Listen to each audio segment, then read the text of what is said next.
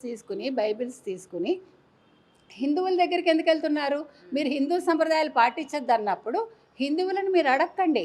మీరు బలవంతంగా వాళ్ళని మత మార్పిడులు చేయకండి. నేను చెప్తున్నది అది. మీరు మీ మతంలోకి వచ్చే వాళ్ళని తీసుకోండి. దానికి ఎవరికీ అభ్యంతరం లేదు. ఎవ్వరు ఎవరిని కించపరచరు. కానీ షాలోమ్ రాజు గారు మల్లెపూలు పెట్టుకున్న వాళ్ళు బజారు మనుషులు అంటం మాత్రం చాలా తప్పు. దానికి ఆయన క్షమాపణ చెప్పాలి.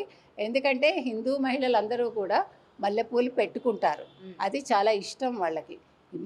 మీకు తెలుసో లేదో మా చిన్నప్పుడు మేము వేసంకాలం వస్తే మల్లెపూల జడలు కుట్టుకునేవాళ్ళం. అది మస్ట్ అండ్ షుడ్ అనమాట. అంటే పెళ్ళిలో ఇప్పుడు వాళ్ళు పెట్టుకుంటారో లేదో నాకు తెలియదండి.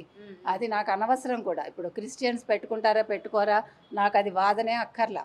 అది వాళ్ళు ఏమైనా చేసుకోనివ్వండి. కానీ వాళ్ళు హిందూ సంప్రదాయాలు పాటిస్తూ పసుపు తాడు వేసుకుంటున్నారా లేదా? వాళ్ళు తాళి ఎక్కడి నుంచి వచ్చింది వాళ్ళకి? తాళి మీద మీరు ఇవాళ క్రాస్ వేసుకుని తాళి ఎందుకు కట్టించుకుంటున్నారు? తాళి